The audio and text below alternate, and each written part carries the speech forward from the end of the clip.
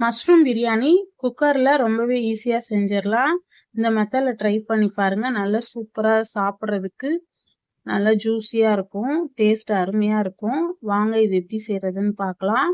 இது செய்கிறதுக்கு நம்ம ஒரு மிக்ஸி ஜார் எடுத்துக்கலாம். அதில் ஒரு கைப்பிடி அளவுக்கு மல்லித்தழை, அப்புறம் ஒரு கைப்பிடி புதினா, ஒரு 10 பல்லு பூண்டு சேர்த்துக்கோங்க. இது கூடவே ஒரு 3 துண்டு இஞ்சி சேர்த்துக்கோங்க.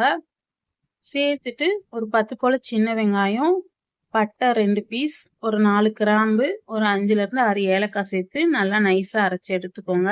இப்போ குக்கரில் ஒரு 100 ml அளவுக்கு எண்ணெய் ஊற்றிக்கலாம். இதில் பட்டை, லவங்கம், ஏலக்காய், பிரியாணி இலை எல்லாத்துலேயும் ஒரு 4 பீஸ் சேர்த்துக்கோங்க. இது நல்லா பொரிஞ்சதும் ஒரு 10 போல் புதினா இலைவை நல்லா கிள்ளி சேர்த்துக்கோங்க. ஃப்ளேவர் ரொம்ப நல்லாயிருக்கும். இந்த புதினா நல்லா பொரிஞ்சதும் நம்ம ஒரு 200 கிராம் அளவுக்கு வெங்காயம் கட் பண்ணி வச்சுருக்கோம். இப்போ வெங்காயம் நல்லா ப்ரௌனாக வதங்கணும். அந்த அளவு வதங்கினதும் ஒரு 3 பச்சை மிளகா, நம்ம அரைச்ச இந்த இஞ்சி பூண்டு புதினா மல்லித்தழை பேஸ்ட்டையும் சேர்த்துட்டு நல்லா பச்சை வாசனை போக அடுப்பு மீடியம் ஃப்ளேமில் வச்சுட்டு நல்லா வதக்கி விடுங்க. இப்போ இது நல்லா வதங்கினதும் ஒரு 200 கிராம் அளவுக்கு தக்காளி கட் பண்ணி வச்சுருக்கேன். அதையும் சேர்த்துட்டு கொஞ்சமாக உப்பு சேர்த்து வதக்கிக்கலாம். இந்த வெங்காயம் தக்காளியெல்லாம் நல்லா சாஃப்டாக வதங்கி வரணும். இப்போ தக்காளி சேர்த்துட்டு சும்மா ஒரு 2 கிளறி விடுங்க. இது நல்லா வதங்கிக்கிட்டு இருக்கட்டும். தக்காளியும் நல்லா கொலைய இந்த மாதிரி நல்லா வதங்கி வரணும். அந்த அளவுக்கு நல்லா வதங்கட்டும். இப்போ இதுக்கு நம்ம மசாலா சேர்த்துக்கலாம். இதுக்கு நான் தனி மிளகாத்தூள் ஒரு 3/4 டேபிள் ஸ்பூன் அளவுக்கு சேர்த்துருக்கேன். அப்புறம் ஒரு 2 குழிக்கரண்டி அளவுக்கு தயிர் சேர்த்துட்டு இந்த தயிர் நல்லா கரைஞ்சி எண்ணெய் பிரிஞ்சு வரணும். அந்த அளவுக்கு நல்லா வதக்கி விடுங்க. வதக்குனதும் ஒரு 2 பாக்கெட் மஷ்ரூம், 400 கிராம் மஷ்ரூம் இது, அதையும் சேர்த்துட்டு நல்லா கலந்து விடுங்க. இது ஒரு 5 நிமிஷம் நல்லா வேகட்டும். இந்த மசாலா கூட நல்லா மஷ்ரூம் வேகட்டும். இப்போ இந்த கப்பால் 2 கப் அளவுக்கு நான் அரிசி எடுத்திருந்தேன் இந்த டம்ளரில்.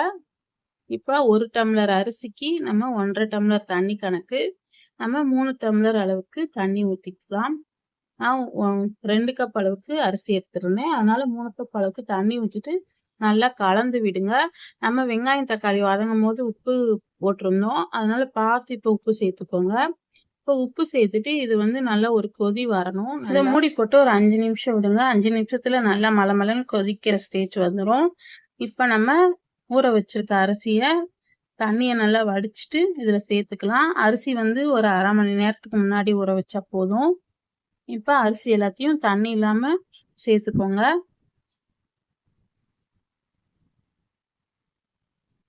இப்போ எல்லா அரிசியும் இதே மாதிரி சேர்த்துக்கலாம். சேர்த்துட்டு இப்போ நல்லா கலந்து விடுங்க.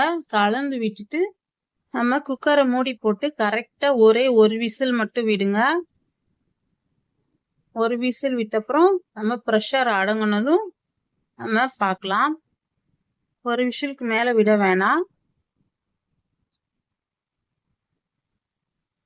இப்போ பாருங்க பிரியாணி எவ்வளோ சூப்பராக ரெடி ஆயிடுச்சுன்னு. இதில் நம்ம ஒரு 1.5 டீஸ்பூன் அளவுக்கு நெய் ஊற்றிக்கலாம். ஃபைனலாக நெய் ஊற்றிட்டு நல்லா சுட சுட சர்வ் பண்ணி பாருங்கள். ரொம்ப சூப்பராக இருக்கும். கண்டிப்பாக ட்ரை பண்ணிவிட்டு எப்படி இருந்ததுன்னு சொல்லுங்கள். நான் போடுற ரெசிபீஸ்லாம் உங்களுக்கு பிடிச்சிருந்தா நம்ம சேனலை லைக் பண்ணி சப்ஸ்கிரைப் பண்ணுங்கள். கூடவே பெல் ஐக்கான் கிளிக் பண்ணுங்கள். அப்போ தான் நான் போடுற வீடியோ உடனே நோட்டிஃபிகேஷனில் வரும். இன்ஸ்டா, ஃபேஸ்புக்கில் ஃபாலோ பண்ணிக்கோங்க. இன்னொரு வீடியோவில் சந்திக்கலாம். நன்றி, வணக்கம், பாய்.